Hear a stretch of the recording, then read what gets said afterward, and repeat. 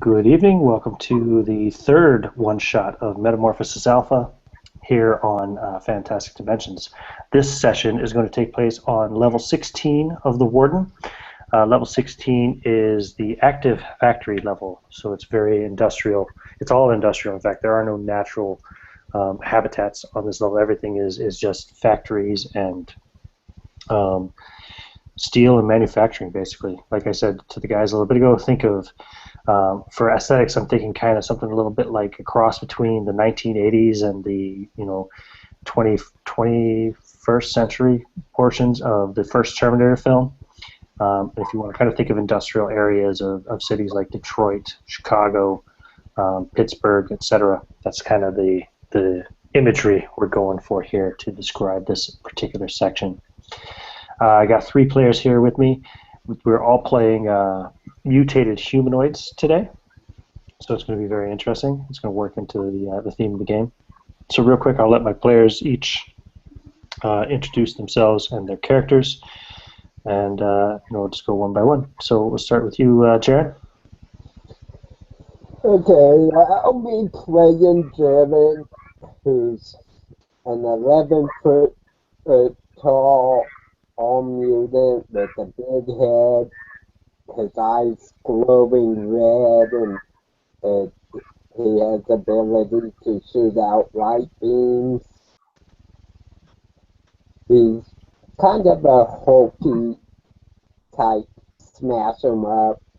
Loves his big giant vibro blade that cuts people in half like butter. Excellent.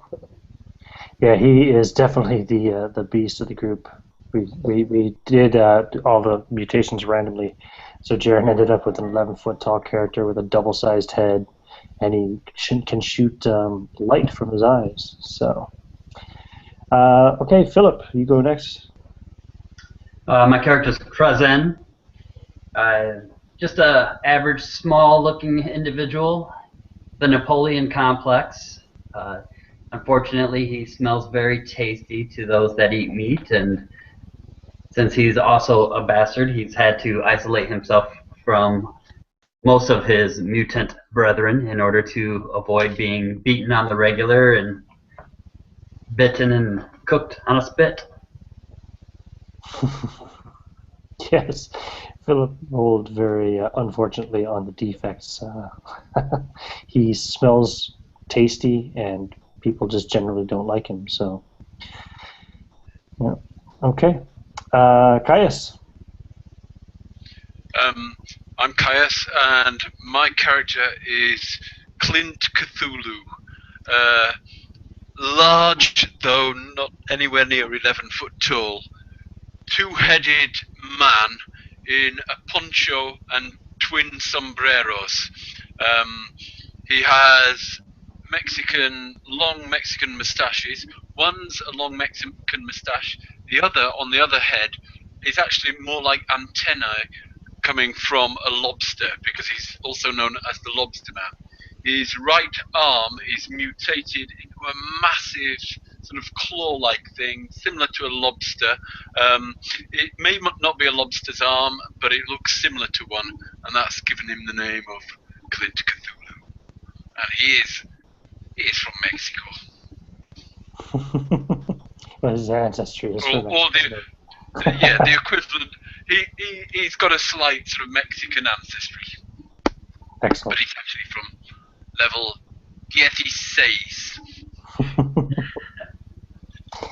Excellent. Okay, so as we said, you guys are on the main factory level. This is where all the active factories were on the ship.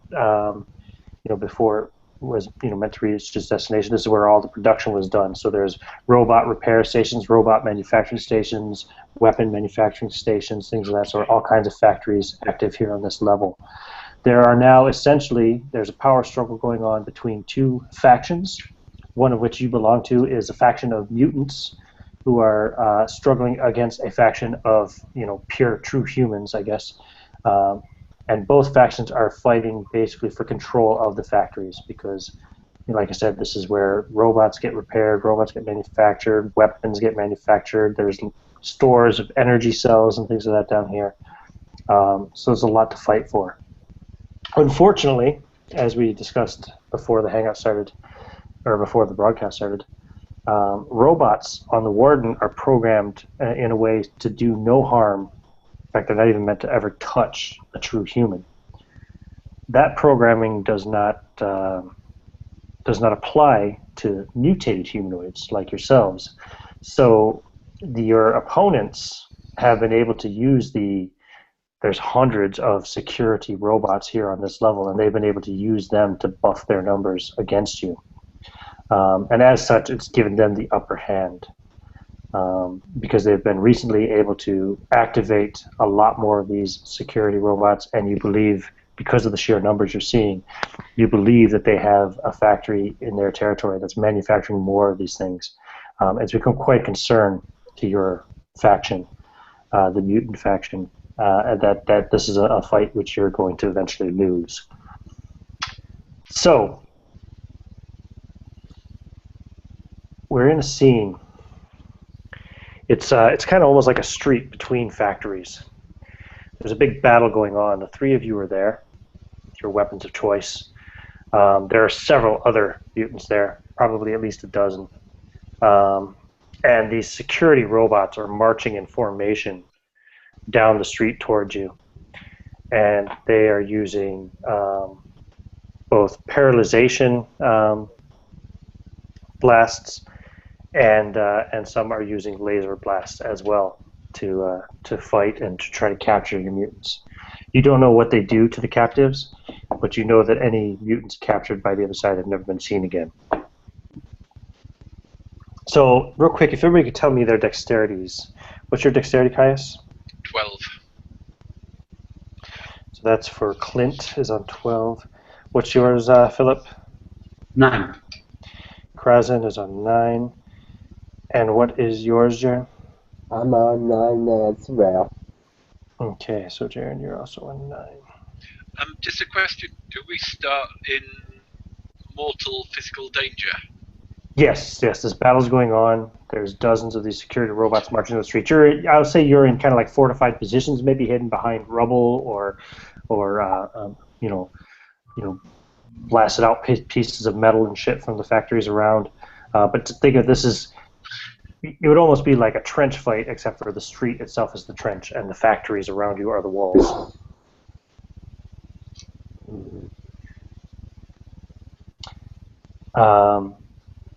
And these robots are walking towards you. Anytime they get within, I'd say, I'm going to just kind of free for all on this, or freestyle on this. I'm going to say once they get within 15 feet of any mutants, they're able to extend these long tentacle-like arms that they have that come from their bodies, and they can, if they manage to grapple a mutant, they can paralyze it, and then they can drag it back.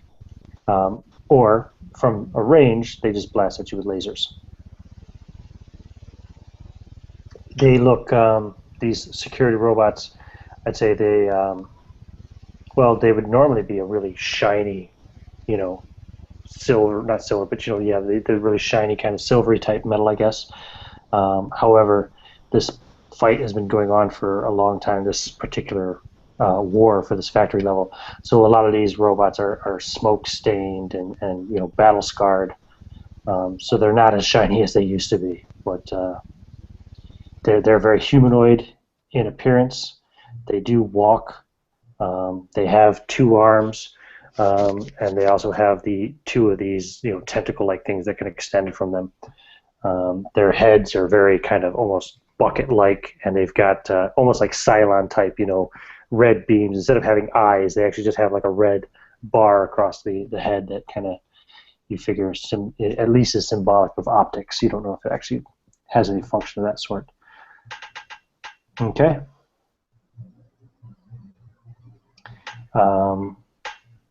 So before I start rolling shots at you, if you guys want to do any kind of role play or want to say anything, or Well, Krazen would be trying to look for higher ground, distance, trying to take out laser robots before they take him out, or some of his allies. Sure, we could say you're in a position on a roof of one of the factories nearby. Okay. That makes sense. You want to take a shot at one of these security robots? I would. So you roll a d20. Pull out my combat chart here. Your weapon is class 6, right? Correct. These guys, their armor is essentially armor class. They're armor class 1. So you need an 11 or higher to hit. Okay. I rolled a 17. Okay, that will hit. So the damage on your laser. You might want to write this down as I tell you, because that way we don't have to look up every time. But the laser pistol does. Oh wait. So yeah, so a first hit in a particular location does 5 6-sided dice of damage. Okay.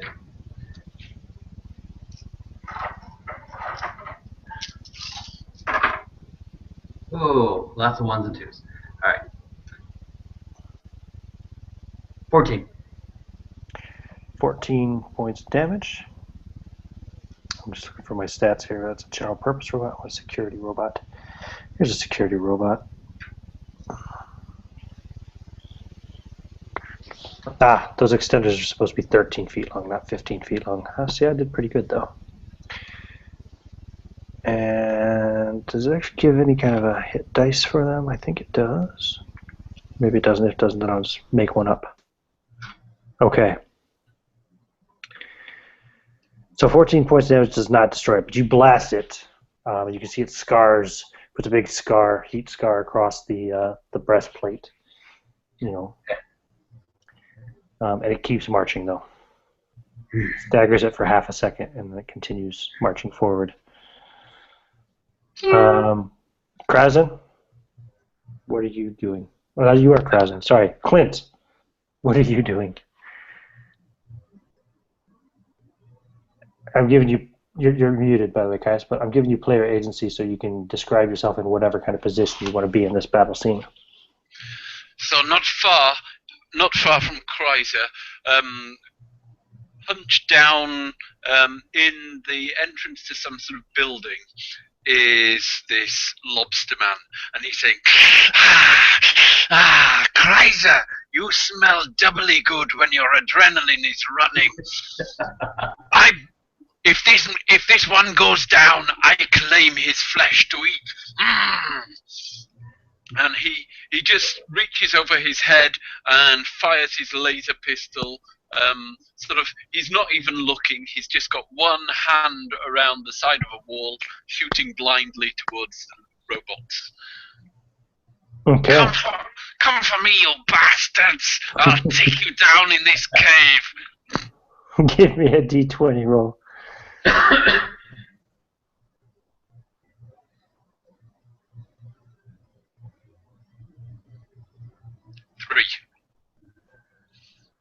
Okay, that's gonna miss. But yep, you're just Firing away, laser beams. Yep. trying to attract attention to himself, trying to get them to come into this enclosed space that he's in. Sounds good. How about Jaren? Okay. I would, being the beast that I am, I would probably be up closer, cutting through these robots with my blade. Okay. And Come charging out. looking back over my shoulder, I'm gonna tell these two mutants that have been fighting by my side, stay back, Reverend, say. After I get done, I'll be hungry, and I don't like my meat tender. Excellent.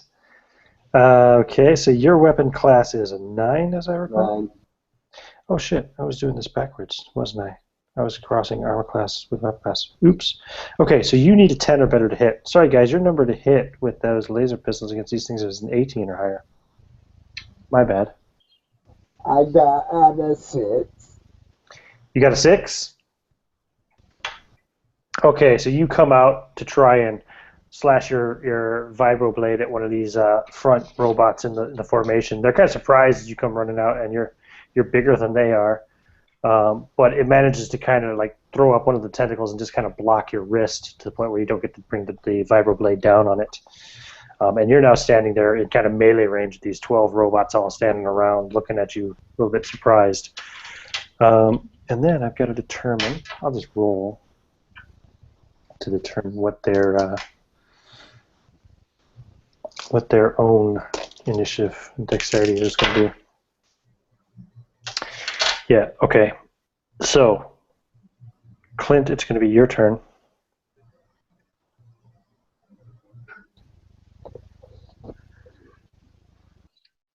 Carrying on the same tactic, this hand around the wall, he's in a stairwell, and he's just firing blindly, saying, "Come to me, you metal-headed tin men."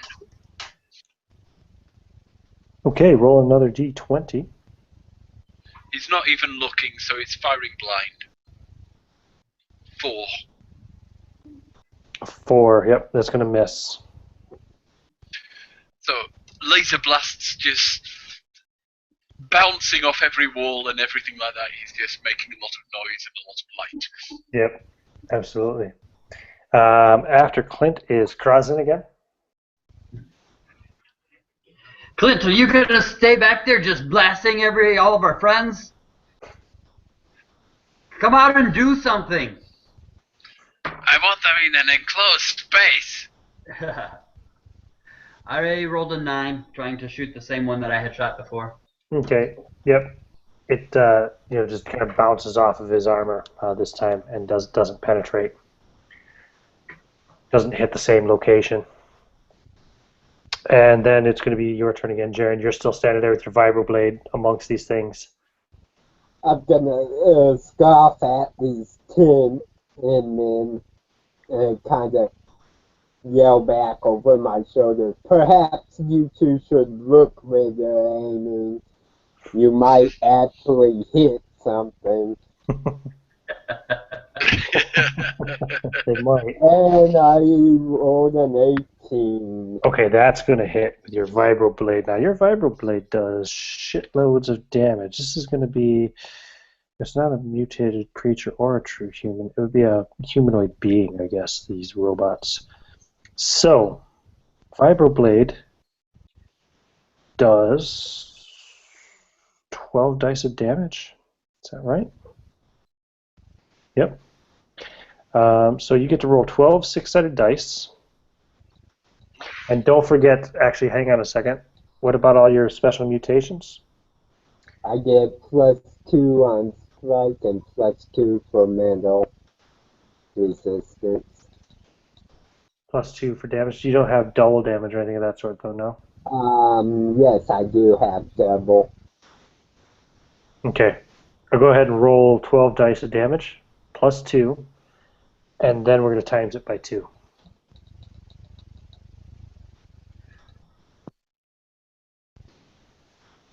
This is going to be interesting. 20 times 2 would be 82. 82? Yeah. I like Go ahead. it. I'll let you describe to me as you just utterly destroy this robot with a single swing. You'll cut through its duralloy armor like butter. So you can tell me how it goes. Yep, I'm swirl my vibroblade and bring it out, splitting it right in half, and then spinning around to meet the next one. I kick those 2 halves off in the distance. Nice. And just watch as they shatter on the ground. Excellent. So then, these robots. Ooh, is there any kind of Nope, there's not. Okay, good to know. So 2 of them lash out at you with their paralysis tentacles. What's your armor class? 3. 3. Okay, and let's say this is 4. So weapon class 4, armor class 3. They need a 16 or higher to hit. The first one's a 13, missed, and the second was a 2. So they both lash out at you, but they're not able to get through your armor. What kind of armor are you wearing again? You're wearing thin metal. yeah, you're wearing thin metal. Oh yeah, you don't have the shield. That's right. Yeah, because you're using the big vibro blade. It's like a two-handed blade. Yeah. I'm glad I picked up this metal armor. Yeah. It looks good against these tin men. What I'll do then is I'll have two others fire at. No, I'm gonna have one because there's other mutants here fighting and shooting at these things as well. So I have one each fire at Clint and Krazen. So we'll go with Clint first. What's your armor class, Clint? 4. 4. And he's a weapon class 6 with his laser beam, so it's a 10 or higher to hit. It missed. And Krazen? Armor class 5. Armor class 5. That's exactly what he needed to hit, a 9. Okay, so he hits you with his laser,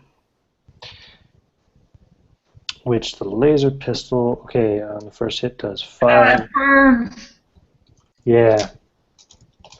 So it's just as you're kind of peeking over and taking a shot, he just manages to get you there. Mm-hmm. I need one more d6. Yeah, that'll do. It burns. 19 points of damage. Okay. Heat damage. And the other robots are fighting against the rest of your mutant friends. One of the higher-ranking members of your faction there, you hear him calling out the retreat. There's just too many of them. We can't take them. Fall back.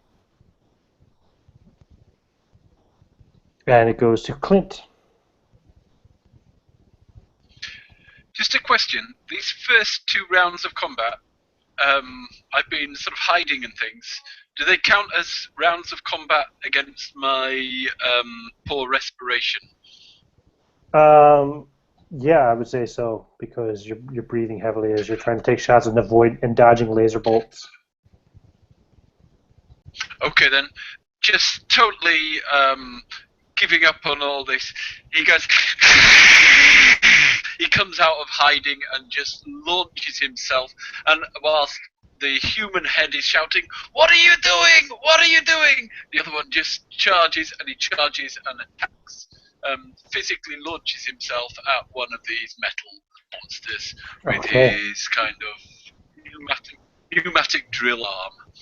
Okay, excellent. Oh, this is with the arm, yeah? So we'll count that as like a sword type weapon, I guess, yeah? Yep, if that's all right. Yep. Go for it. Give me a d20. I'm going to give you a bonus to hit just because of your playing off of your weakness. And I've got a mental control over my physical state when I'm in physical danger. So my dex and strength and speed are doubled for the next 5 turns, or until I pass out anyway. Right. Basically. Yeah, I'll allow it. What the hell? Even though the lobster brain's kind of dominating at the moment, I'll say your other brain's holding on well enough to maintain that. So go for it. So what's your normal strength modifier? So my modifier is normally +4, right? my normal strength modifier, yeah. And so I'm going to give you +8. So that could up to. Okay. So what do I roll? Just a d20 plus 8. Mm-hmm.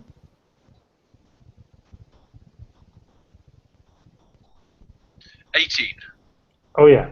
Yep. So you hit, and the damage on that weapon is normally a d6, but you get to add your +8 as well. Plus d6 plus 8, and I get an extra 3 dice. That's right, you do. So roll 4d6 +8. Mm-hmm. Good call. And at the same time, my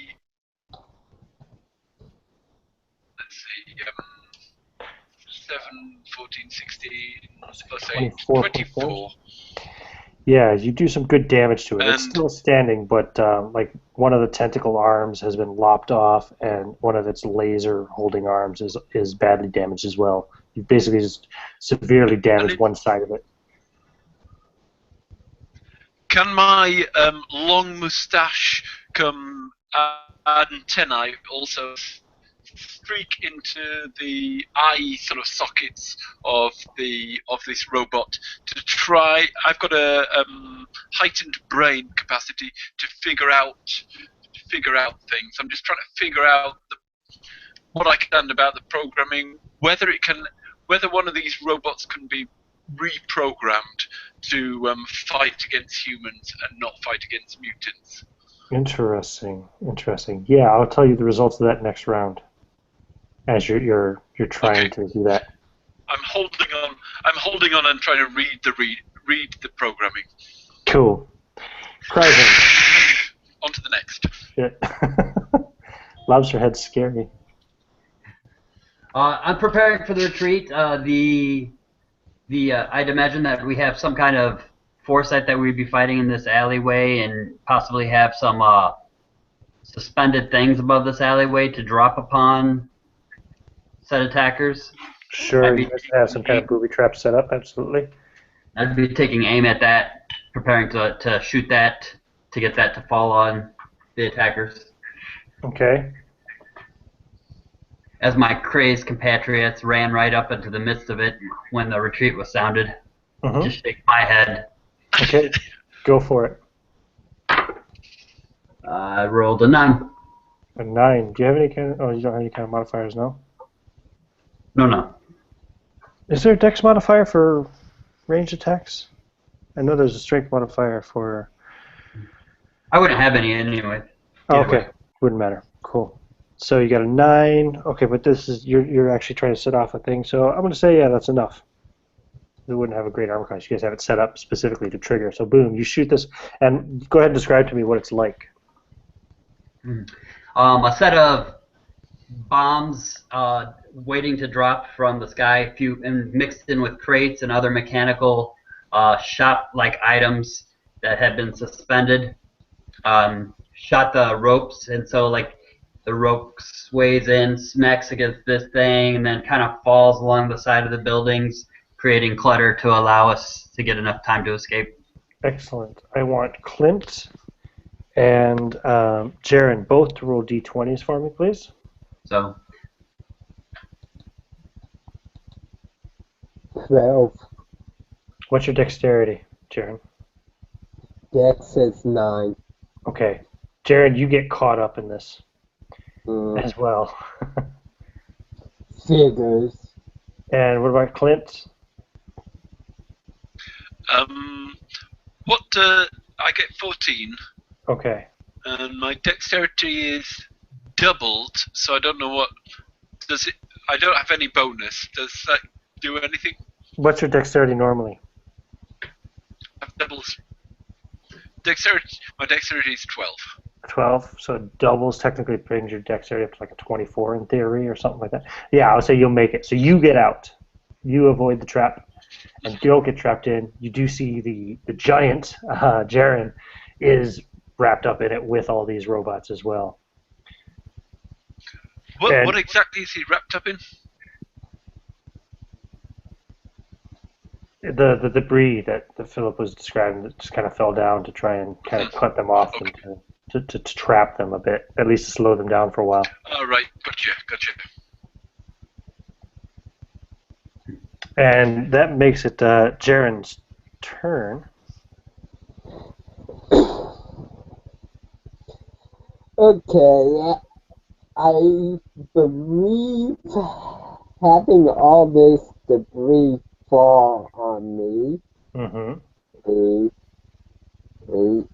being basically the only one left with these 10 men, I would try to use my light regen to blind whatever sensors they're using, and at the same time, I believe my mental defect of epilepsy would trigger from the debris striking me. Gotcha. Right. So it's gonna be kind of like a disco light show where they just aim all over the place. Cool. Okay, so yeah, you guys see You've seen him use this before. He has this weird like light ability. He can just like launch bright light from his eyes. It's not like laser beams, but it's just like light beams. But then he goes into a seizure and he falls down and starts twitching around, and you see the lights flashing all over the place. And the robots will start to try to free themselves from the debris. It'll take them a little bit of time to do so. And we go back to Clint.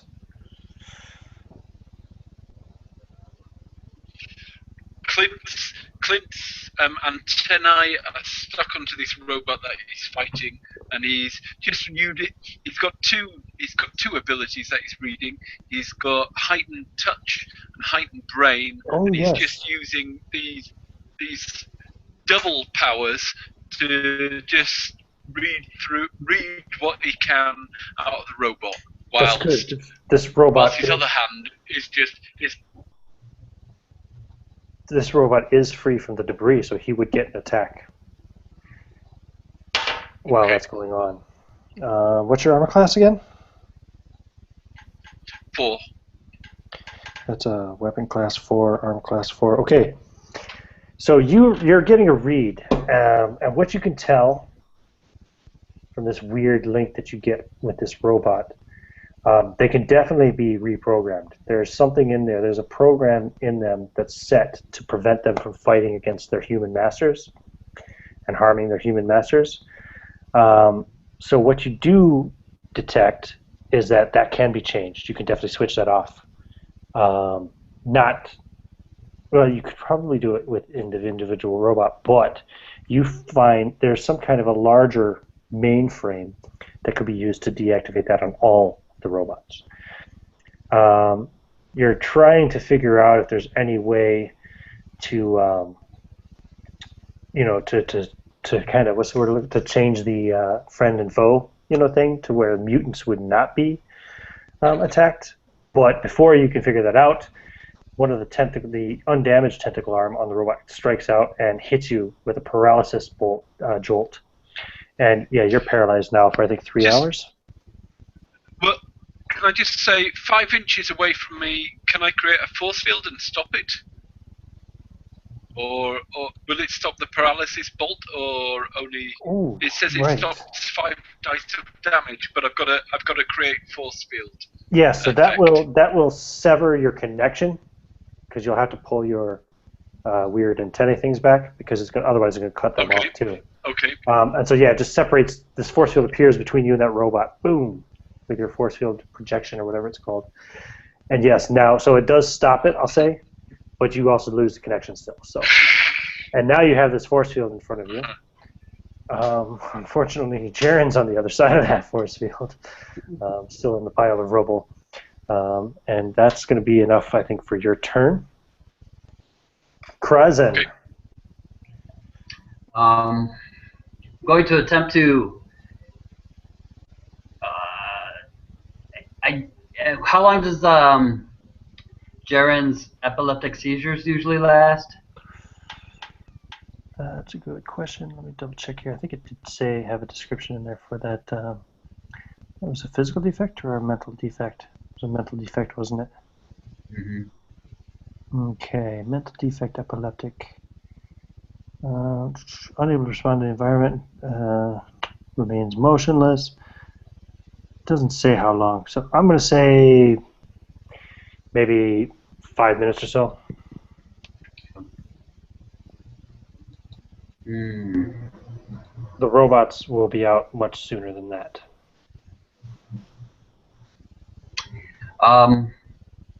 Whatever robot's on our side. There's only the one, and it's on the other side of Clint's force field. You're above though, so you could still get an attack on it if you want. Yeah, if I can get in a shot at it, I'll take it. I want to make sure that nothing's impeding our furthest line's retreat. Mm-hmm. But I rolled a 3. Yep. Nope. Doesn't even hit this time. You miss. And it is Jaren's turn. Jaren, you're still having this seizure, so there's not much you can do in there at the moment. Clint, back to you. Cue the rave music. I think I'm on my 4th round of combat. I'm going to pass out at the end of next round. So, how far away is Jaren from me? Not far, 10 feet maybe, but he's on the other side of your force field.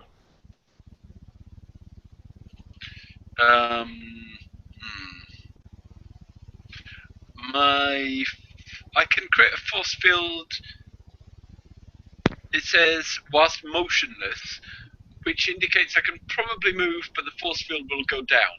Yep, Would that be you can true? drop the force field. Yeah, definitely.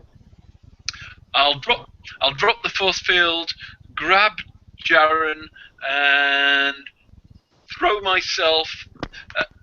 There's a sort of wastewater kind of. There's a grill over some wastewater sewer or something like that around. Yeah, sure. Some kind of. I'll pull up a grill and just jump down it with Jaren, holding Okay. Jaren. He's trapped under some rubble, so I'm going to need you to make a roll to get out of that. So roll d20. And what's your strength? Is it a strength one? Mm-hmm. It'd be doubled. Oh, you know what? Shit, you're at a double strength. Forget it. Don't roll shit. You just walk up. You pick up this huge piece of metal and toss it off to the side like it's nothing. You pick up another beam and throw it off the side. You grab him, pick him up like he's nothing to two, and he's huge. And then you drop down. You tear the grate off the kind of tunnel-like thing, whatever. I don't know if it'd be a sewer per se, but whatever, something like that. I guess it probably would be. This is an industrial level. There must be some industrial waste and shit. And you drop down into there with him.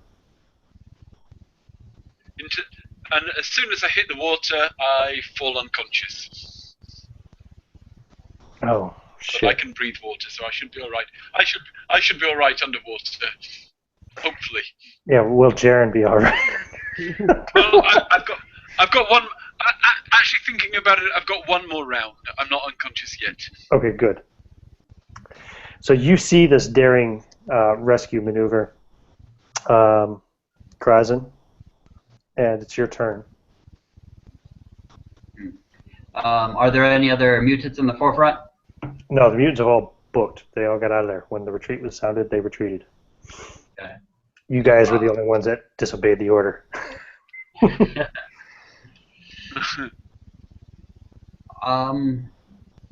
I'll take another blast to try to move some debris over top of their escape path, just to try to cover their escape.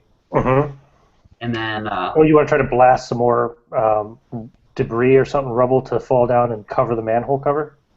Absolutely. That sounds like a great idea. I won't even make you roll for that. All right. Yeah. It's an inspired idea. Okay, and then do you want to start to retreat? Yes. Okay. Excellent. So that'll get you guys all away. Eventually, you're going to come out of your seizure, Jaren, and you're going to find you're in the the kind of waste tunnels underneath the factories. And at first, you don't see any of your allies around, but then you notice Clint, and you have to, you can turn on your eye beams or whatever to see, because it's dark down here now too, since the manhole is covered up. But you see Clint floating face down in the water.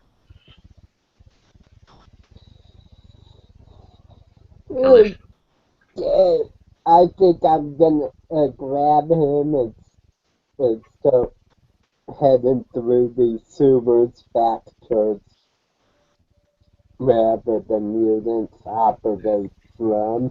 Back to the rendezvous point, sure. And gonna just kind of shake my head and say wrong time for a seizure to pop up. But I guess this means lobster ain't on the menu tonight. I guess that means it's bacon for me. Excellent. How long will you be unconscious for, Caius? I have no idea. I can't remember. Wait, what was that ability called again? That's not a physical defect? That was your strength thing, wasn't it? It was a mental defect. Oh. Mental. Oh, no, it wasn't. It was mental control over. Oh no, it was poor respiration. Poor respiration. Oh yeah. How did I miss that? Why don't I have that written down for The you? rest. Poor. Oh yeah, there is poor lungs. That's why I wrote it down the wrong word. Poor respiration. Okay. I just wanted to read how long you'll be unconscious for. Fight. Poor respiration means you will be. Yeah, you'll be unconscious for about an hour or two. So by the time you come to, we'll already be back at the base. Okay.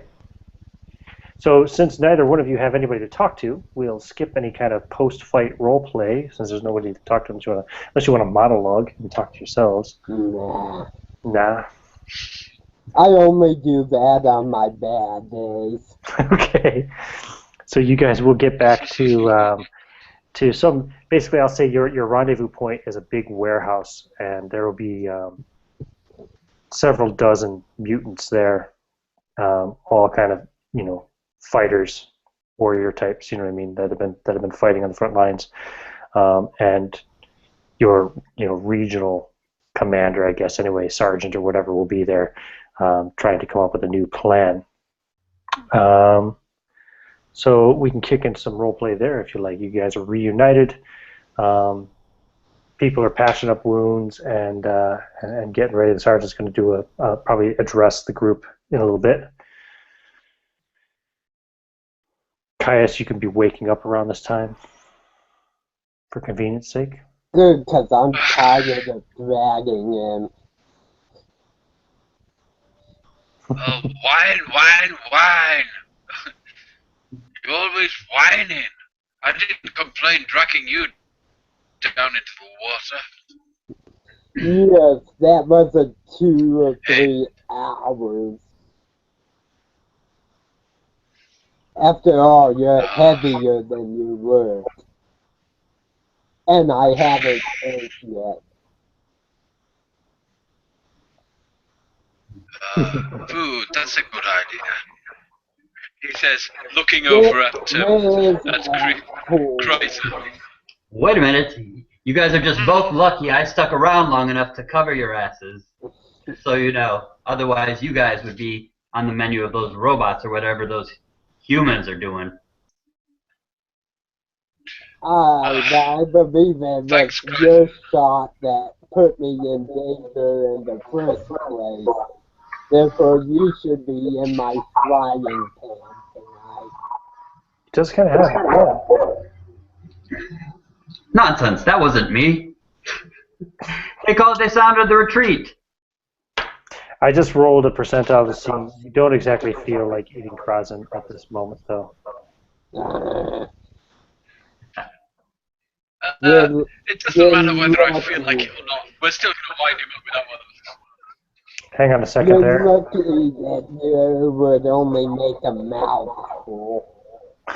Philip, can you turn your volume down or something? You're feeding back really bad. Okay.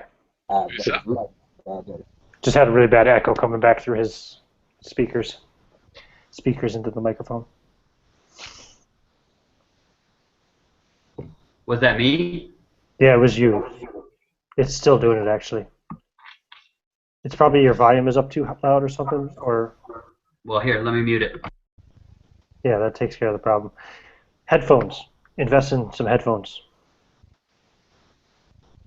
Oh, it wouldn't work when you and John are both playing on the same computer, though, would it? Oh, well. In the meantime. What about now? Can you hear it? Let's see, when I talk, do I hear it? Nope, I don't. It's fine.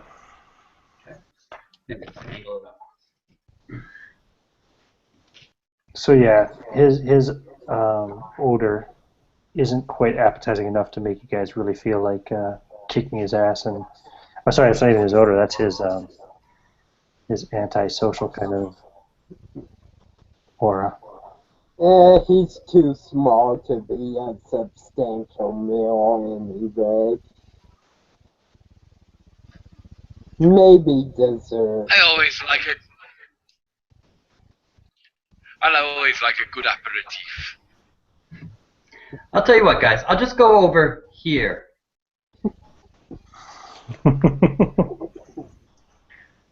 Here, have a Snickers. I think it's actually feeding back through your mic now, Jaren. Strange.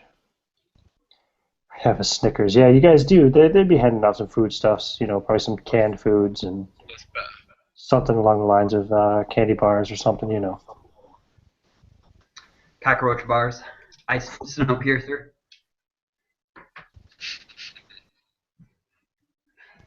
Whoa, what's this? Oh, okay. Interesting. I just launched that Bones app that you added to the thing. Close that for now, though. Cool. Okay. So, the sergeant actually approaches the three of you.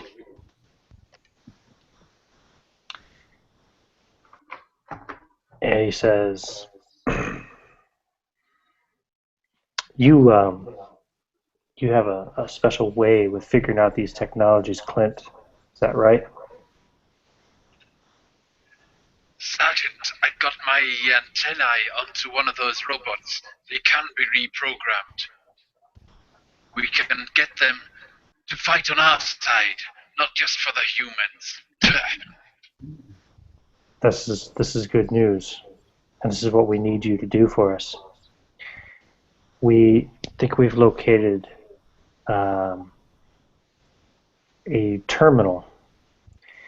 It's within enemy territory, but a small group might be able to get there with little notice. We believe that this terminal will operate basically level wide, or maybe even, I guess what they know, basically it has far-reaching capabilities, and we think that from this terminal you should be able to affect the programming of all the machines on this level.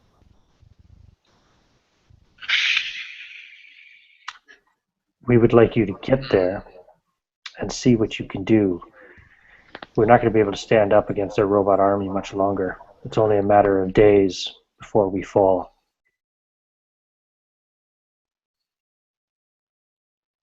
What do you say?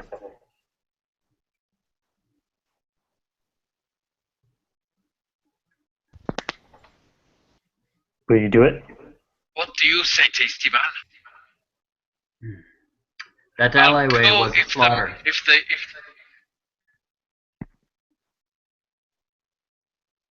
That alleyway was a slaughter. We definitely have to do something. We're losing this fight.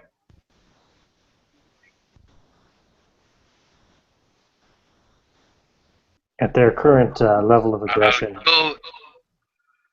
they're only 2 or 3 days away from our main headquarters.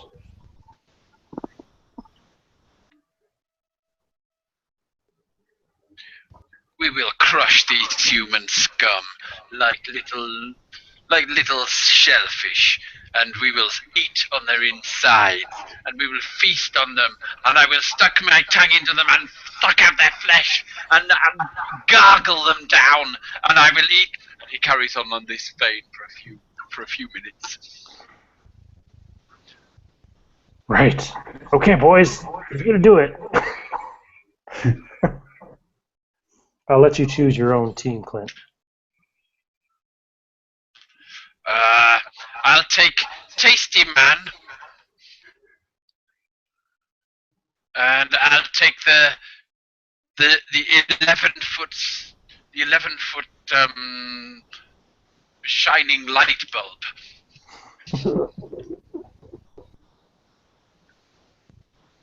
Very good. Good choice. I do not lose. So he stands up to address all the men, and he gives at first it's kind of a a depressing speech about how we're losing the fight. We now have little choice but to fall back to our main base of operations and try to hold the enemy off for as long as we can. We have enough rations to last for a few weeks, but with the forces that the humans have been throwing at us recently, we don't imagine we can hold out more than 2 or 3 days. But there's still hope. Clint and Krasin and Jaren here are going to go on a special operation, covert operation, to penetrate into the enemy territory, to infiltrate what we believe to be the mainframe for this entire area and turn their weapons against them. All we can do is try to hold out long enough and make enough noise to draw enough fire away so that they can have the greatest likelihood of success on their mission. And you see, this guy, he's got 4 arms, 2 of which just kind of hang limply at his side while the other 2 move around. And you can see all the different mutants here. You see some guys are covered in fur. You see another guy with 2 heads, kind of similar to yours, only he's got 2 human heads. You see another guy who's got like an exoskeleton carapace type thing. Looks kind of insect-like. And these mutants all, at the mention of your secret mission, when he says that it's up to us to draw the enemy away and to hold off as long as we can, they all start to cheer, and they have their disruptor rifles and laser rifles and stuff that they're waving in the air. And yeah. Do you have a name for your operation? Want to come up with a cool code name for your group or anything?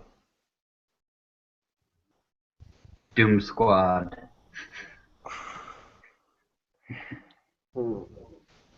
Sounds fitting for me. They start chanting, Doom Squad, Doom Squad, Doom Squad.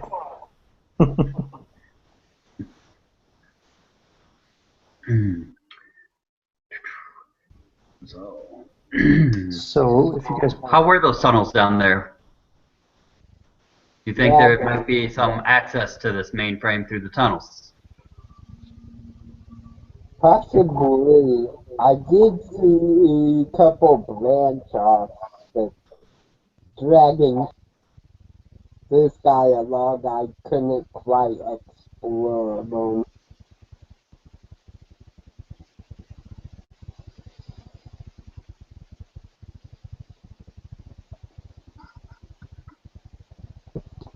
I would suggest before we go, we partake of a meal and recover our strength and perhaps rest up. It's sure to be a strenuous trip.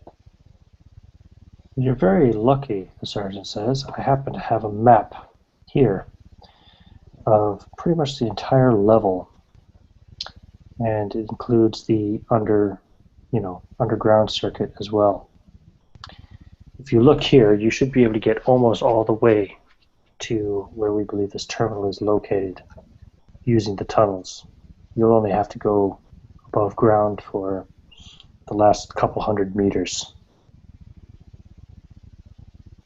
However, one thing this map does not tell us is whether or not the humans will have any kind of defenses in the tunnels in their own territory. We do not know. We've not scouted them. But it certainly beats walking above ground in plain sight. Here, you can have it. And he gets you guys some extra energy cells for your weapons as well. Anything basically you guys want, they're willing to, anything that they have, they will supply you with. Because your mission is kind of, it's the last ditch effort to save your faction. Well, at this point, if we could upgrade our armor and maybe get a pair of disruptors, one for protein and one for metal, that might help. Sure. Yep, they'll give you guys each two disruptor rifles. Loads of extra clips. What do I call them again? Energy cells. Any grenade type weapons? Yeah, sure. We'll say, I don't remember seeing grenades in the book though, but I don't see why not. They could have created some kind of basic fragmentation type grenade stuff. I'll improvise. Maybe some old school pipe bombs? Exactly. Like I said, they're not super high tech or anything. They're not like EMP grenades. Not anything like that. But these are, pipe bomb type explosives that just throw out lots of horrible shrapnel and shit.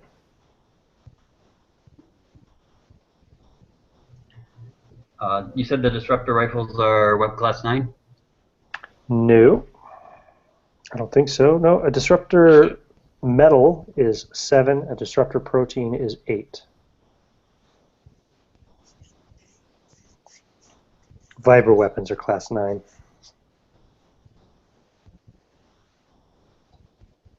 And then thin metal armor changes the armor to what? Oh, you're putting on thin metal armor now, yeah? Are you using a shield or just a thin metal armor? No, no shield. And your armor class is 3.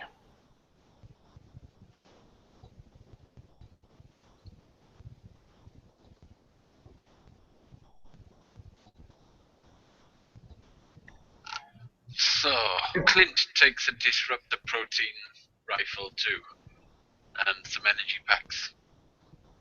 He doesn't like the metal armor for some reason. What about the metal disruptor? Do you want that? I'll take the metal disruptor as well if there's one going. Yeah, because keep in mind, a disruptor protein isn't going to do anything against a robot. It would be great against a human who's not wearing any metal armor, but yeah, against, say, a robot, you'll need the metal disruptor. Cool. Okay, I'll take one of each pistol, and then I'm gonna ask the sergeant that for some medical kits and some antidotes. Right, medical kits. It is actually, if I recall correctly, you have a medical hand analyzer, which I'll tell you what that is in a second here. I'm going the wrong way, aren't I? I'm not. Medical hand analyzers are interesting. Here you go. This is a special hand unit that enables even a novice to give himself another's first aid. It has 5 operations, and the sergeant will brief you guys on how to use it. The first operation is a sonic sterilizer for germs and viruses. The second is a sonic beamer that gives local and general anesthetic, basically. The third is a group of chemicals that give a speeded heating action to any wound and provide protection from airborne microbes. The fourth is an X-ray unit, and the fifth is a powered vibro scalpel for cutting away damaged material and other extraneous material. It's called a medical hand analyzer and healer. What was the first one, did you say? The first function of it, Anesthetic. it's a sonic sterilizer for germs and viruses. It sterilizes germs and shit.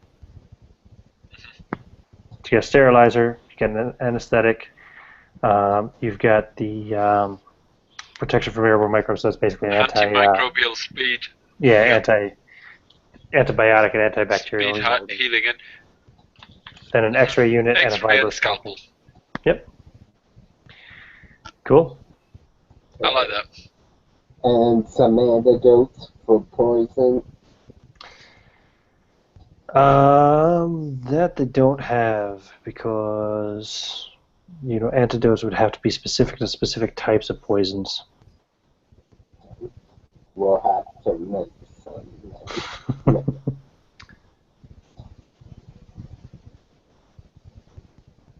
Okay, anything else? To see if I see anything else here that might be useful to give you.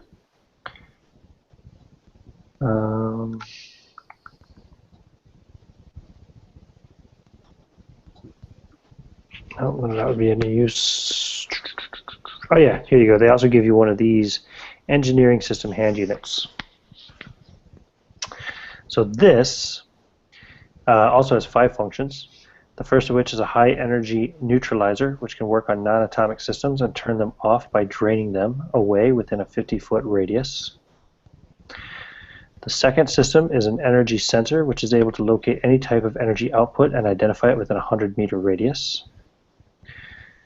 The third is a sonic X-ray unit, which will reveal, even through lead, the inner workings of any system it comes in contact with. They're giving this probably to you, Clint, because you're the one who's supposed to work with the technology and all. You're the one they're counting on to be able to reprogram this stuff. The fourth function is a high-temperature melter, which is used in welding projects with a beam that works on a 1 centimeter diameter area. And the final one is a high-intensity laser beam with a 2-foot range, able to melt obstructions with the exception of duralloy. This unit, yeah, okay. So there you go. So it can just like melt through any kind of obstruction that's in your way, with the exception of duralloy, which is the super powerful metal, which is what like starts duralloy. It's a super light and strong metal. It's what the starship's hull is made out of. It's what the robots are armored with, unfortunately. That's why they have an armor class of 1. Okay. Okay. Cool. I'm going to propose we take a quick bio break.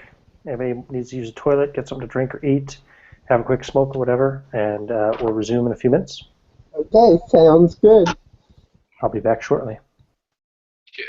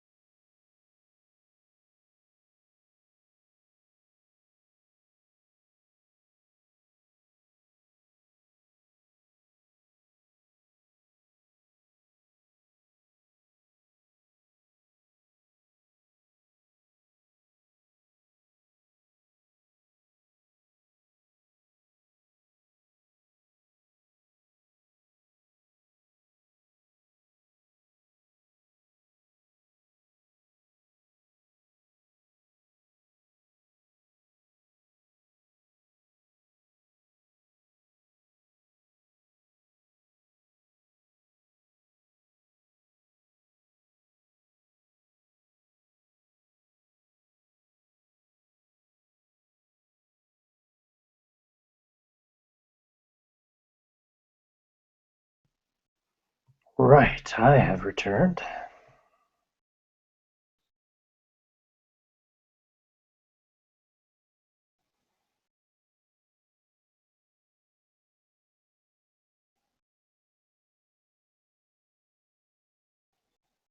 I'm chewing away. No worries, man.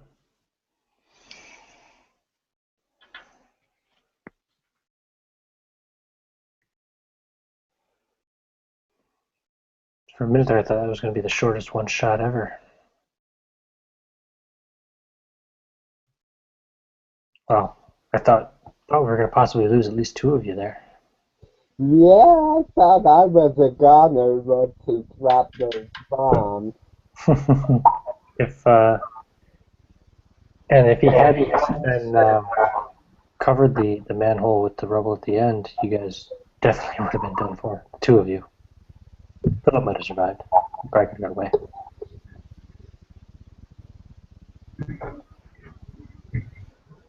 It's a reason not to eat your friends.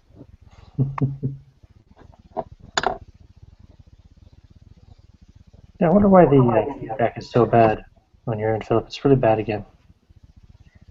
You've got your volume turned up really loud probably to be able to hear us, yeah? Do you have your microphone turned in a way that it's just receiving the sound or something, or what? You're using external speakers that are pointing in the direction of the microphone? Anything of that sort?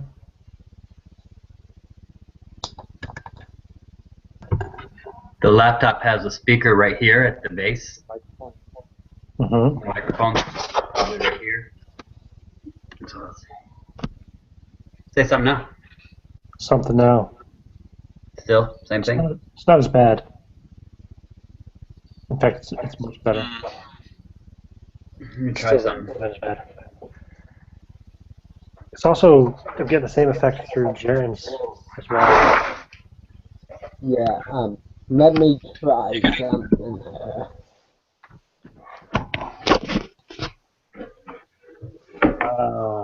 Crotch shot, Philip. Oh no, it's chest shot. Is that better? Yeah, I think it's better on your end anyway. Headphones, man. Headphones are the way to go with these games. Yeah, I have headphones, but I have 2 different mics. Right. I have my Pandora, and then my headphones have a mic. If I don't remember to switch them back and forth, they kind of overlap sometimes.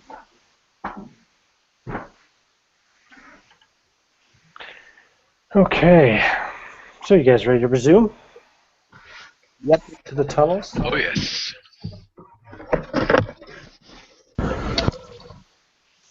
To go down to these dark maintenance tunnels, basically. And it's kind of red lit every maybe 20 meters or so. There's a red kind of emergency light, essentially, just in case personnel have to walk down here ever. So it gives it a really dim, really reddish tint to everything. And it gets quite dark in between the spaces. The corridors, I'm saying, are probably about 10 feet wide, 10 feet high. And they're square, not round. You know, they're not circular tunnels, but more like proper square corridors, almost like dungeon-like, I guess you could say. If you want to think of dungeons with a red neon light and kind of a futuristic look. It's like a scene out of Aliens. So you guys, what's your marching order? How do you want to go about this? Who's on point? Well, I do have amazing keen senses. The see for a mile, infrared or UV. I think I would probably take up point though, with you right behind me. I'd appreciate that. Okay. Are you using your And I'll light be eyes? wincing and weak. Yeah, I would be using my light beams to Cool. kind I Oh already. shit, yeah. You're 11 feet tall too, so you actually have to crouch to walk around down here. If you've ever seen Beauty and the Beast, I'm doing the middle kind of hunchback, Gotcha. Yep, walking on his knuckles type. totally get it. And what were you gonna say, Caius? I'll just be wheezing at the back, having trouble breathing. There's just this kind of you can hear water on the lungs, and he's kind of chatting away to himself, sort of hissing away at the back. Gotcha. Just wanted to see something too real quick about that. That hand unit you have for the medical analyzer and healer. Yeah, it doesn't say anything about hit points gained. So what I'm going to say is, you guys managed to get a little bit of a sleep in before going on this mission because I wanted you to be fresh. And because you do have this hand analyzer and healer, I'm going to say it tripled your healing rate, Philip, for the night. So you were able to get treatment, and so instead of getting 1 hit point back, you get 3 back. I think you were the only person who was shot. Was anybody else injured? No. No. Okay. Nope. Okay. So yeah, so you're crawling in your order. You're at the very front, Jaren. And as you're kind of knuckle walking, with your lights shining ahead, your lights flash over something that kind of like reflects. Something shines a little bit under your eyes, and you focus on it again, and it starts to stir. And it's a security robot, and it's rising up, and its arms come out, and the tentacles extend, and it says, "Access denied. Surrender your weapons." And I never gave a description of the size of these things. I'm going to say these things are probably close to 8 feet tall themselves, probably about 7.5 feet tall, these robots there. If you can't tell, they're heavily inspired by Cylons. So, and it's kind of leveling its laser beams at you, and it's telling you to surrender your weapons. Seems to be the only one, though. I'm gonna charge forward and punch at it. Cool, and I'm just going to keep the same initiative I rolled for robots earlier, so I'm going to let you go first, since that's your action. So go ahead and roll your attack, your D20, with your Vibro Blade. That's a weapon class 9, against armor class 1, you need a 10 or higher.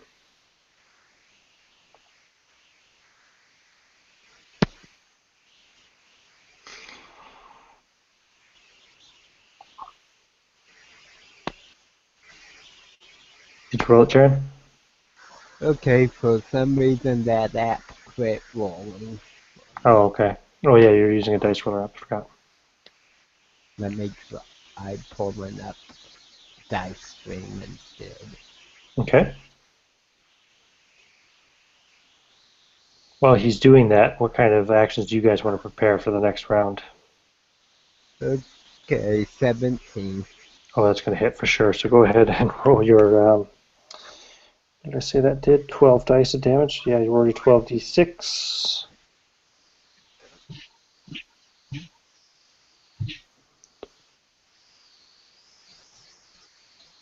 Plus whatever bonuses you get. You do double damage, don't you? Yes. Right, Yep. and you got plus 4 as well. So 12d6 plus 4, and then double it. 21, 22, 28, 32, 36, 37 would be 74 plus 2 would be 76. Wow.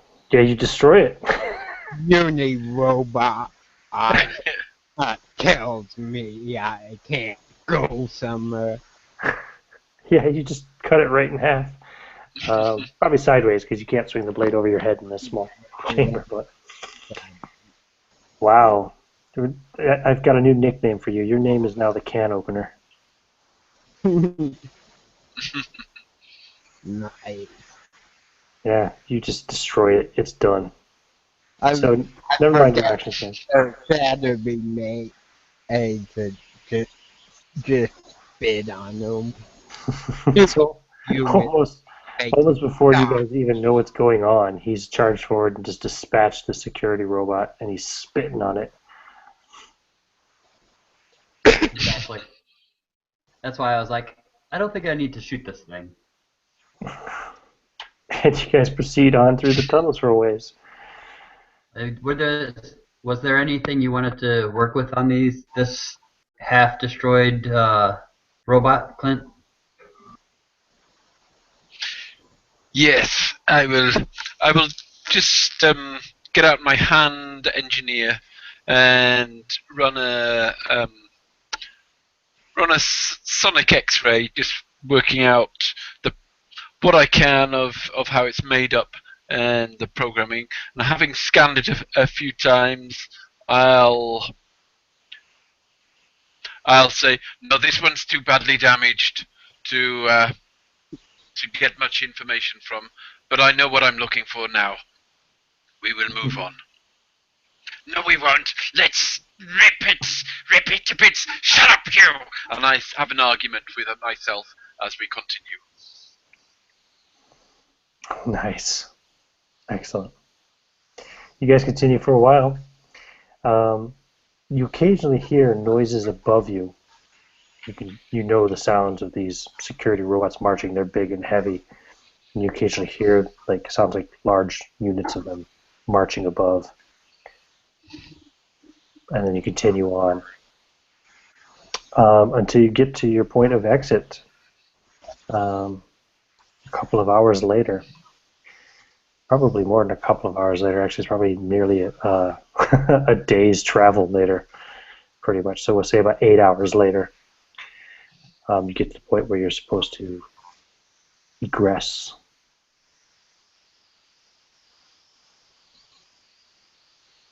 And there's, it's like a manhole type thing. There's a little ladder and there's a cover. Although Jaren doesn't need it. He can just reach up and open it and pull himself out. In fact, you can just stand up and look out. Yeah, I think I'll just reach up, pull my alpha up, look around out, make sure the immediate area is safe. It seems to be, and you can see the building up ahead, the end of the street. That is where you're going to. It's about, I'd say it's only really a couple hundred meters away. I'll the lobster man and bacon boy that is all clear. Can opener, lobster boy, and bacon man. This is the weirdest group I've ever run for, I think. Mutants are fun. Well, I'd like to scout the area. We do have a e-signature device of some sort. Was that like a life form detector within a certain radius?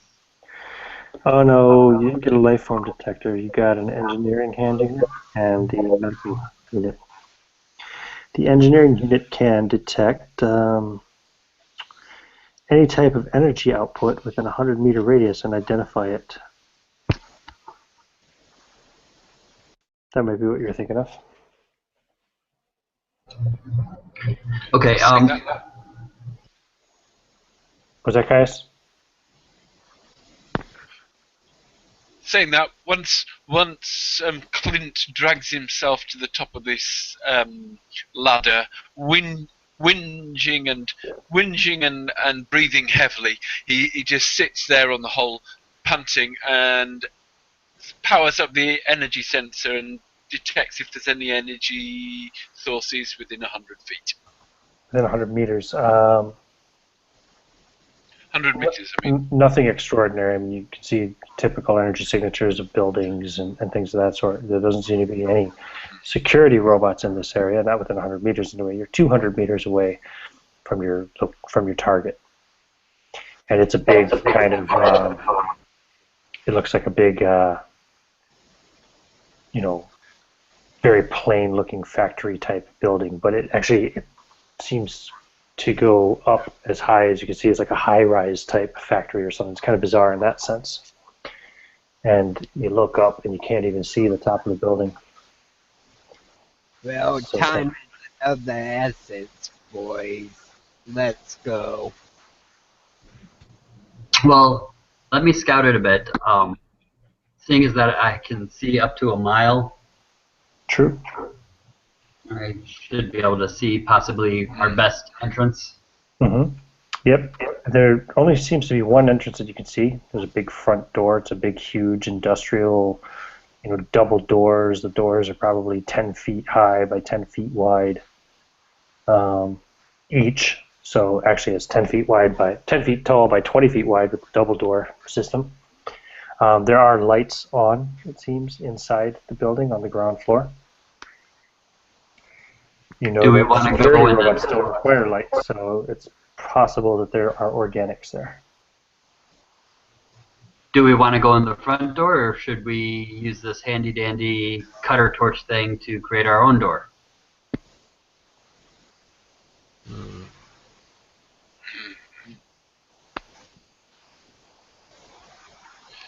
Well, now you've said dandy. I always like the dandy approach.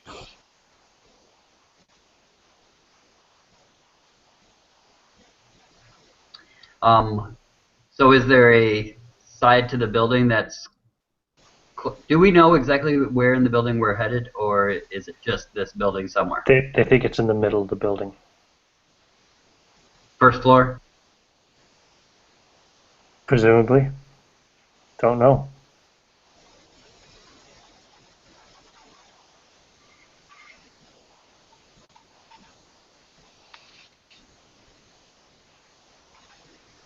Well, I think we're gonna have to search the entire building bit by bit either way. Did we have a map of the first floor of the building, as far as hallways and such? No, don't have a map of the building. They've never been inside the building. They just know there's something strange about it, and they think that's probably where the computer core is or something.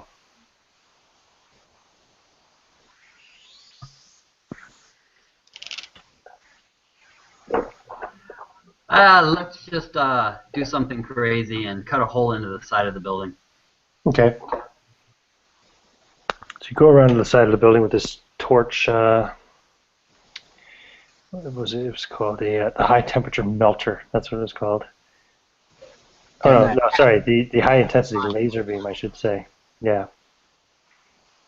And you start cutting your way through. It takes some time. So how big of an area do you want to cut open? Well, we could do just a circle to see in at first.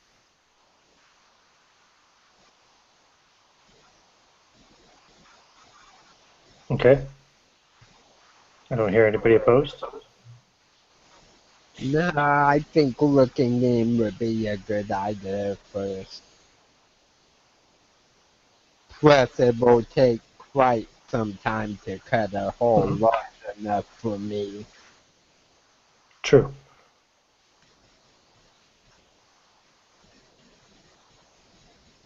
Did we manage to get that little hole cut then? Sure. I didn't know if Caius was going to protest or something. He started to say something, I thought, but yeah, you can do that. You cut a peephole in, and you peer in, and it's a dark room. Looks like maybe a storage area or something. Okay. Scan through the different spectrums, ultraviolet and infrared. Oh yeah, yeah. It's definitely some kind of a store area, almost like a barracks or something, or like a locker area with bunks and lockers and. Well, continue cutting a hole big enough for our juggernaut. Yeah, you don't see any people in there anyway. I think I should probably save her by heat cutting. The longer it takes, the more likely the tin men will show up.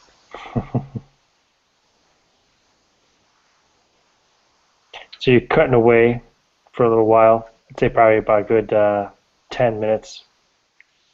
And as you're cutting, would you be able to see through? Probably not, because of the light from the laser that you're cutting through. So I'm just going to give a roll here and put a negative modifier. What's your armor class, Philip?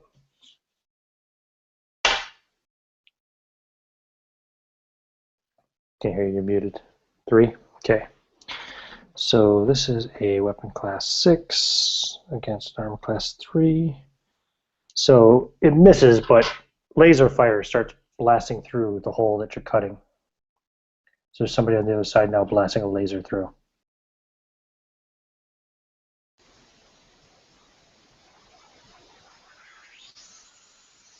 Okay, so would you be using your engineering tool while you're here too? You'll be picking up all kinds of energy readings from inside this building.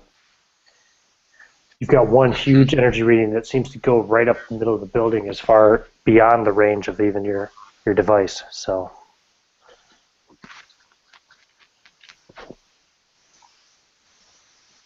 What could that be? Any idea? well, it seems consistent with an exceptionally large elevator. You've never seen one that goes that far up.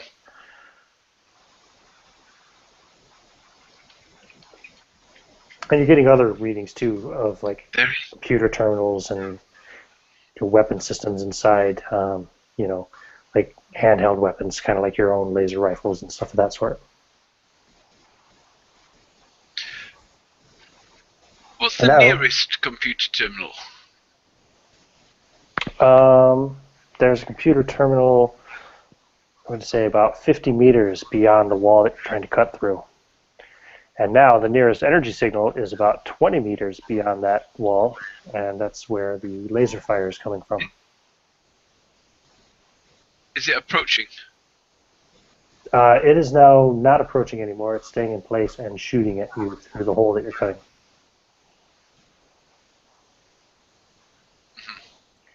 I guess since you are reading energy signals, though, you would figure it must be an organic, because you're not picking up any robot signals or anything like that. So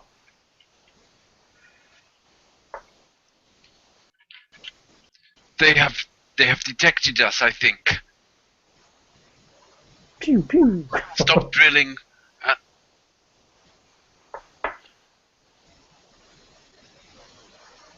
Okay, so what are you guys gonna do? Did you say that it was organic? Yep, seems to be. He's not picking up any kind of energy signal off it otherwise. So. And if we were to shoot a proton phaser disruptor through this? Protein disruptor? Yes. You want to try? Sure. Okay, so you stop blasting your laser and pull up your protein disruptor. We'll start going with initiative order. I need to roll an initiative order for the humans now. Go for it. Okay. I rolled well for the humans. Okay. So you can get another shot at you as you go up to shoot your disruptor. Oh, that's going to hit, I think. Yep, that's going to be a hit. And that's a laser rifle he's shooting at you.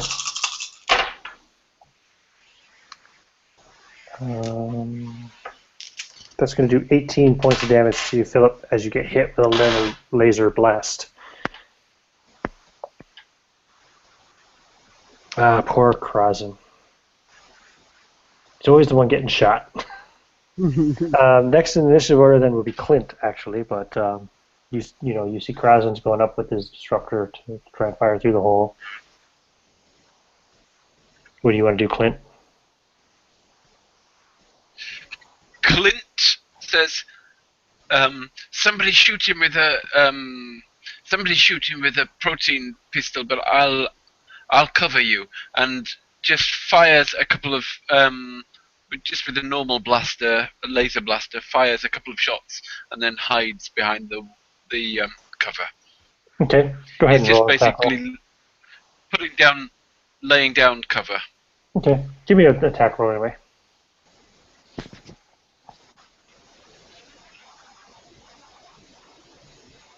Just so we can see how effective your covering fire is. What'd you get? 19.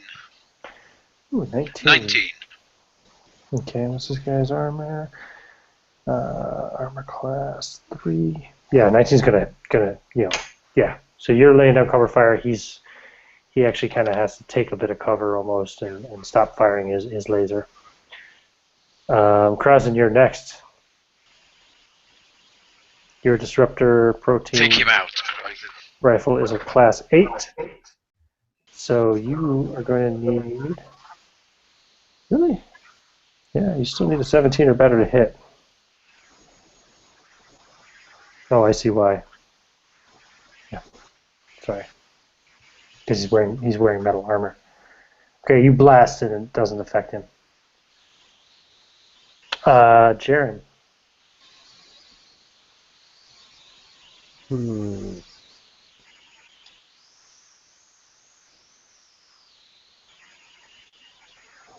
Are there any windows on this building? There are not. Okay, that idea's out. I think I will start strolling around towards the front of the building to try going in that way. Okay. Thinking that maybe they're going to get drawn over here. You're going to go around to the front. That makes sense. It'll take a couple of rounds to get over there, I'll say, but you start booking it that way towards the front door.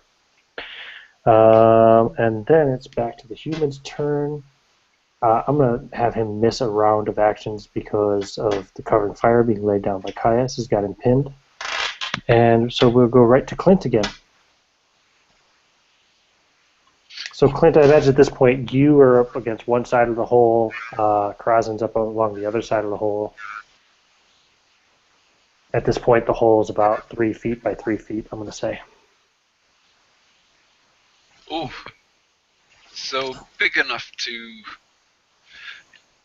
Clint will just take down his protein rifle and try and shoot the guy. He'll give up on his little laser pistol and shoot him with the protein rifles. Roll d20.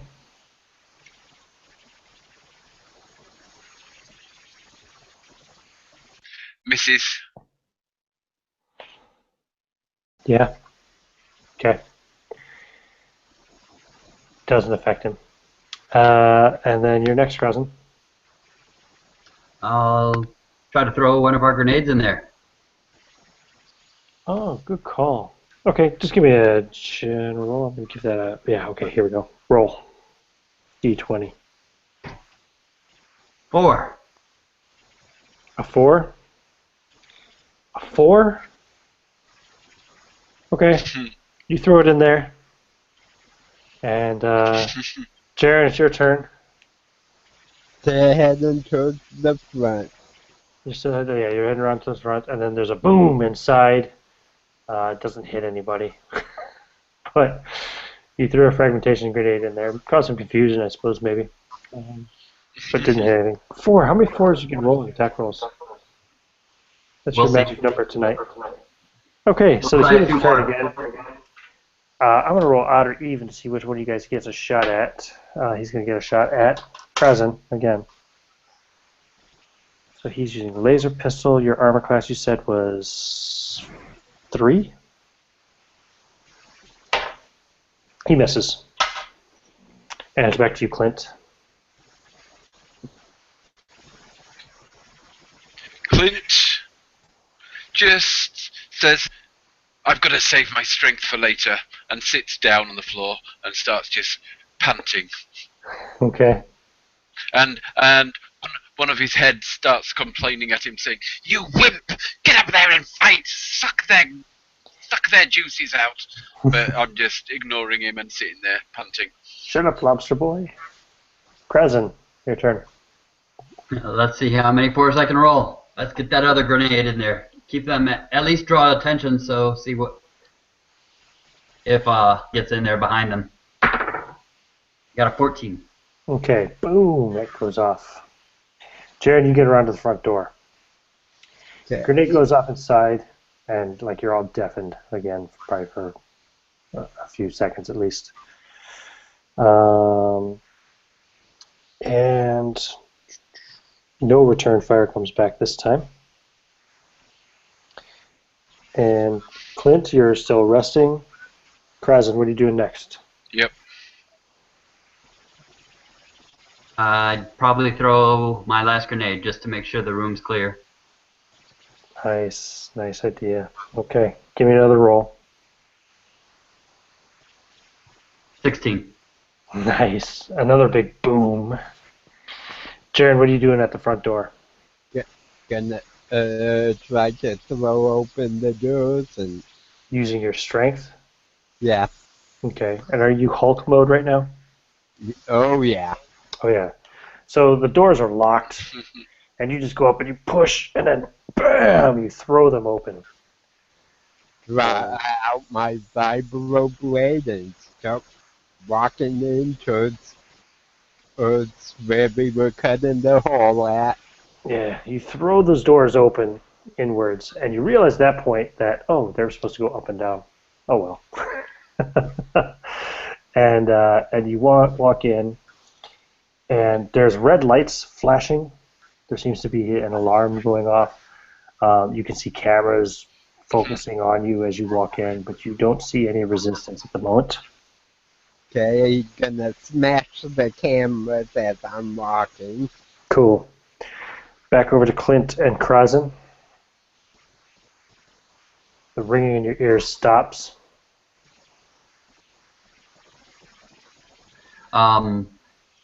See if I can peer around, see if I actually got anybody pulling the disruptor rifle back up. So you're Aiming. looking in, and you can see the red flashing lights of the alarm. The emergency lights are on. And yeah, there's about a dozen humans lying around in various forms of death and dismemberment, and a couple that are seemingly still in agonizingly alive, I should say. Not anymore. Okay. You can coup de grace them because they're in bad way. Your second fragmentation grenade actually took out most of them. The first one took out the first few that arrived. Reinforcements were arriving, and you threw in another grenade. So, Okay. sorry, it would have been your third grenade. That finished most of them off. Yeah. Anything else coming down the hall? Not that you can see. Or here? You just hear the light klaxon sound of the alarm going off. Alright. Probably How hear far? some shattering of the camera. No, probably not, because you're around the front of the building, so he wouldn't be able to hear it from this far away. How much longer before I could cut through? Well, I mean, you can crawl through this hole. It's 3 foot by 3 foot. The only person who wouldn't fit through it is the giant who's not here. Well then. Are you ready, Clint?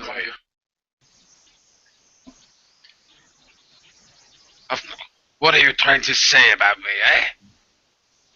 Let's go. Just a little bit longer. Shut up, you! And I'm arguing with myself, and we climb through the wall. Okay.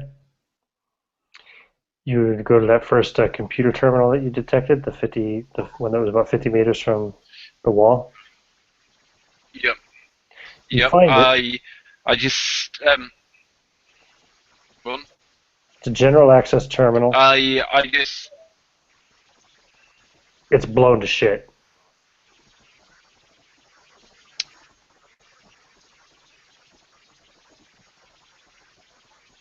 I get out the hand engineer and run a quick X-ray scan on it, energy sensor, CE, and try and do some sort of repair shit on it. But then, after a little while, tampering with things, trying to get some sparks out of it. But no, it's too badly. After a little while of trying, I gave up on it. It's too badly fused. We're not going to get anything out of this one. And it doesn't seem to be networked heavily enough to where it would be what you're looking for. You're looking for like a mainframe kind of thing that's going to be connected to the entire level. This thing is connected internally to something else. So you could probably trace, though, what it's connected to and try to head for that. I'll trace. I'll connect with my antennae into the machine, get enough power going to sort of connect it to whatever system it's part of, and work out where the main center of this system is. Yep, absolutely. So that'll give you an idea as to the direction you need to travel. And it does seem to be on the first floor. It's not in the dead Okay. center of the building where you saw the large shaft when you scanned before, but it's near that. I'll search the bodies really quick to see if there's any prominent individual with any kind of access cards or key or staff or rod, whatever they would use. Yeah, very good idea. Um, yeah, they a few of them seem to be wearing these like armbands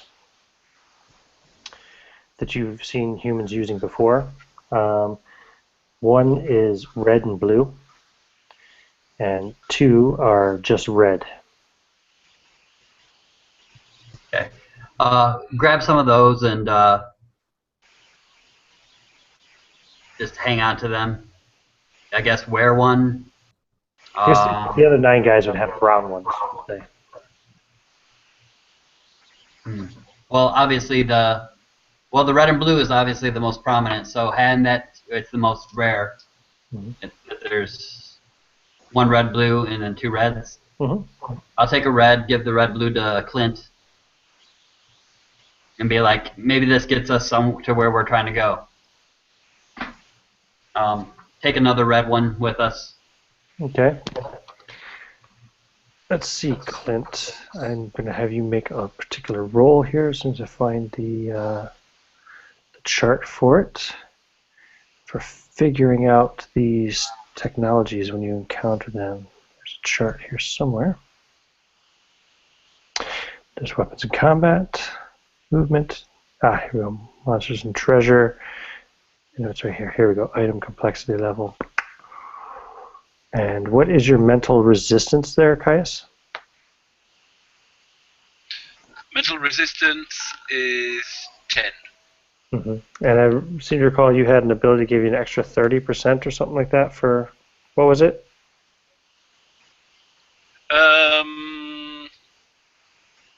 Heightened brain. Times. Yes. Actually, I can't read the number on it. Times something mental resistance. So. Times 5? Oh, maybe No, it was that can't be right. times 3, maybe. It was times 3. Okay, so that's complexity level 5. Here, number 10. Ooh, so let me see. Equal to or greater than the number that's been understood.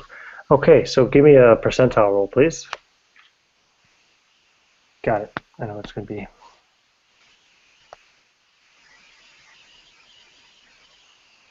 52. 52. I will give it to you. These bands work as some kind of like key and accessing type devices.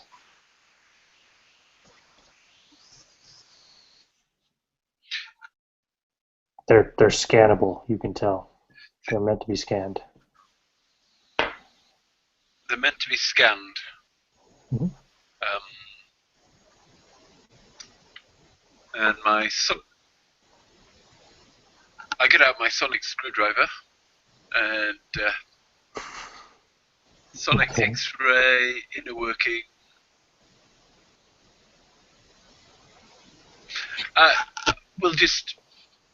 I'll just wear it for now, and we'll continue towards the mainframe computer.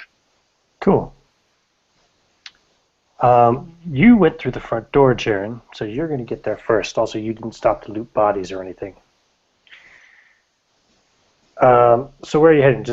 Are you heading just towards the center of the building, Jaren, or what?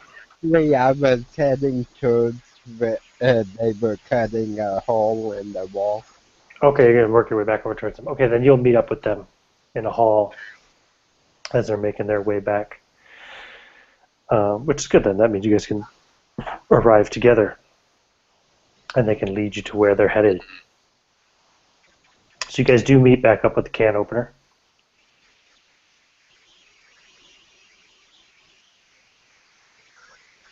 Can opener, yeah! Put your way in, huh? I figured I'd take the easy way in and just remove the front door. So you guys continue down a few more halls, through a few doors. Actually, you get to a point where the door's locked, won't open.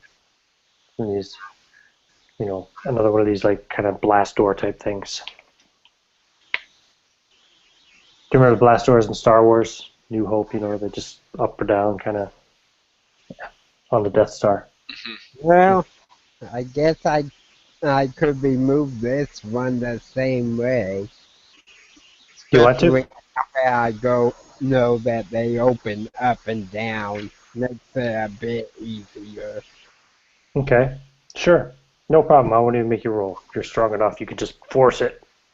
And you hear the grinding, and eventually the mechanism breaks and just snaps, and you just slam it up like Andre the Giant lifting the portcullis in Princess Bride. Boom, it goes up, and another alarm starts going off immediately, and two security robots activate instantly on the other side. And yeah, so I'm not sure that's a good idea. it's your turn, Clint. Says the lobster man. So this door is about 10 feet wide. Clint gets Clint just gets out his metal disruptor and lets loose a blast at one of these security bots. Good call. Metal disruptor is a 7. Ooh, you need a 12 or higher to hit. 19. Oh yeah. Yeah, you blast it. So the damage on that. What is the damage on the disruptor? There's laser. Oh yeah, sonic metal disruptor affects only metal, 3 to 18 hours deafness. I guess it must do the same as protein disruptor, but only affects metal. So okay, so first it's going to do 5 6-sided dice of damage.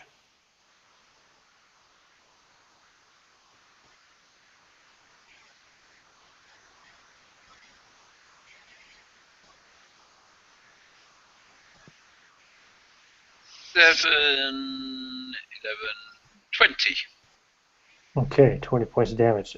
Bam! You blast it pretty good, and it's like it's looking pretty bad. I mean, that's melted a lot of the armor off the front of it and off one of the arms. And after Clint is Krazen. Would follow suit, pulling out the metal disruptor as well, and saying, "Good shot, Clint! Good shot!" And are you shooting the same one or the other one? Was it finished off or not? No. Oh, then I would shoot the same one. Okay. Give me a d20. Finish it. 17. I thought you were going to say 4. Yep. So that's the second hit. So that rolls 10d6.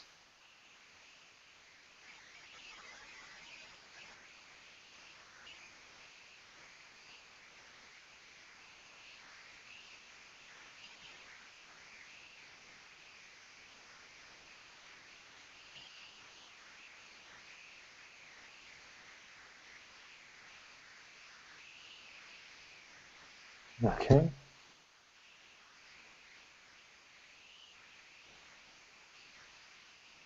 What'd you do? 33. 33. Okay. Yeah, that's going to do it. That's going to finish it off. So the rest of it, that sonic blast hits it, and that just it just falls apart then at that stage into pieces, falls to the ground. The other one is still up, though, and it's Jaren's turn. Okay, gonna swirl my eyebrow blade and try to cut it in half again. Yep, here comes Jaren, the mutant barbarian. Something teen, that'll be a hit anyway. You need a 10 or better. And that will be 7, 8, 11, 13, 16, 23, 26, 31, 37, 40 times 2 is 82. Yeah. This one you just cut from top to bottom. It just splits into two pieces, circuits and sparks everywhere, and it drops dead on each side of your vibroblade. Gonna look back and say, like that was a threat. And you're now in this room, and this is probably, I'm going to say, about 30 feet wide by about 60 feet deep. And there's a big, huge console at the far end. Well, Lobster Boy, I believe that's your target. At last, at last. You step into the room. Clint's antennae twitching excitedly as he limps into the room. Cool. Making your way across over to the terminal. Sorry? It's almost like he forgets everything else, and he almost forgets and doesn't see anything else. He just focuses on this terminal and heads his way over to the terminal, sticks his antennae in the ports, and there's a little sonic X-ray working out the inner working to give him that little bit of extra help, and then when he's all connected up, he can sort of sense what's going on, and he's just reading this terminal. Cool. So it's going to take you a few rounds to get the bearings on it. What's Krasen doing? Krasen is asking Javin if he can somehow close that door and lock us in here. I doubt it will ever close again. No, you could close it. You could pull it closed, and if you guys want to lock it, you could melt it shut with the engineering device. That'll take you a good few minutes, or a good few rounds, I should say, about the same amount of time as it's taking him to get familiar with the... Okay, however, first we should probably smash this alarm that's going off. Oh, right, yeah, just so it doesn't annoy you anymore. Yes. The loud whining grates on my nerves. Right. So I'll You're smashing the alarm. and then reach up and pull down these doors. Sure. Muscles bulging. Nice. And you set to welding it shut, basically, with your engineering hand tool, Philip? Okay. So while you're doing all this, eventually, boom, you get locked in. So you get the door sealed shut. It'd be very hard to open it now. I mean, you could melt your way through it with the engineering tool, but it would take several minutes again to do so. Squad. Smash through the side of the building. What'd you say? So it'd be easier for me to just run and smash through the side of the building. You would think so, but this room is actually really heavily secured. It would take even you some time to smash through the walls in here. And there's a reason for that, as Clint is about to find out. This is indeed the main computer for this level. And you find, as you link into it, that this links into a much larger computer on another level, and that this level that you're on is the second lowest of 17. And you get all the information. You've all the information about the Warden, about the colony ship, its mission. It's like a major information overload in a lot of ways. Just like, what the fuck? You get all that information, all the stuff about the radiation, the different levels, what they are, where population centers are, and things of that sort, where there's conflicts, all this stuff. You're like, holy shit, this is blowing me away. And as you're finding all that out, gas starts pouring into the room through vents in the ceilings. Noxious green, thick gas, which is going to make it very difficult for you all to breathe.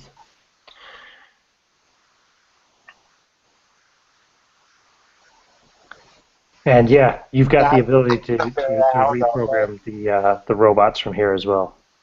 So, which was your mission if you want to fulfill it. But what were you saying there, Jaren? But I think it's time for me and Bacon Boy to start figuring a way out while he takes care of the reprogramming. Let's see here. Roll me a d20, Jaren.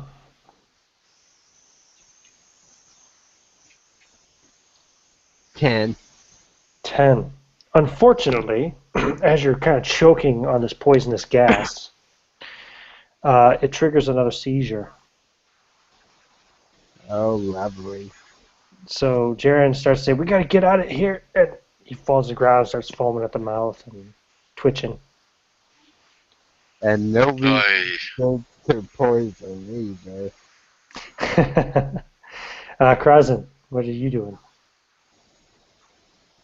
Looking towards the other door. The other door. There's only the one door. Oh, there is only the one door. Gotcha. Yeah, it's a one-way. Yep. Looking to melt the vent, maybe? Okay.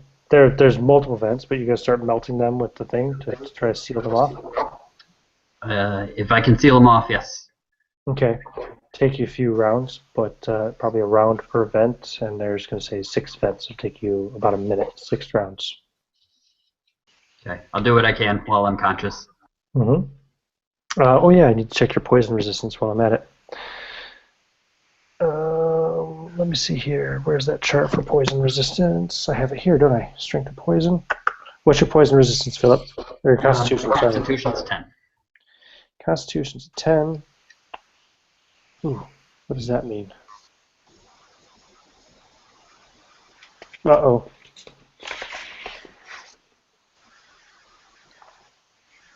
Oh yeah. Okay, you start welding the vents shut, but you'll be dead in a round.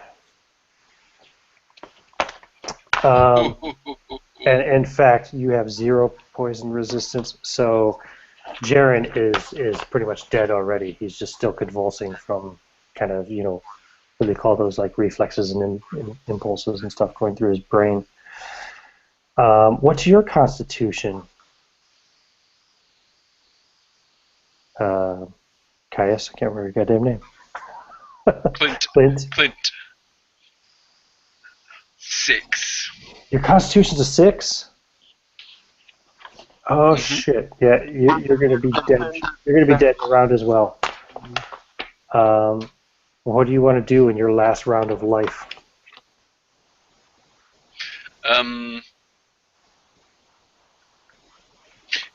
Do I feel the poison already taking effect? Yeah, you don't have long. So, okay then. This just clicks in my sort of mental control of my physical state, and I go into hyperdrive and go into double speed, and there I am programming away top speed, just trying to basically my hands are moving top speed, even my antennae are sort of programming and moving things, and I'm just speeding up my programming skills and reprogramming the computer as quickly as possible, trying to get it done before I fade out of consciousness. So what you do is you shut off the safety, buffers, whatever, on all the robots, which shuts down the safety systems on all robots on this level, and there are thousands of them. There's security robots, there's all kinds of robots here. There's habitat robots, there's general purpose robots, you name it. There's medical robots, etc. And you shut off the fail safes on all of them, so they no longer identify friend or foe. They identify anything organic as an enemy, mutant or human. Excellent. And you realize in your final moments, because of your heightened state, that this has affected every robot on all 17 levels of this massive ship. Tens of thousands. This has or hasn't? tens of thousands of robots have just been turned into murdering machines. And the robot war against all organics on the Warden begins as you expire within this control room. With the last sort of, with my last strength, my 36 strength, I just slam my claw into the computer and just smash as much of it as possible whilst I sink to the floor. One smash will be enough to disable this Foamy. console, so nobody else will be able to use it, I'd say. With your 36 strength or whatever, your double strength. Yep. Okay. Yep. And that's going to end the adventure, this one-shot adventure. Doom Squad! Yeah, Doom Squad is right. So, Doom you guys Squad. want to say anything in closing? I'll go one at a time. We'll start with you, Jaren. This is definitely a lot more different than what I'm used to. It's a little bit different from D&D, yeah. I definitely would like to play again sometime. Cool, excellent. Philip, We accomplished our goal. you did. We destroyed everyone. Well,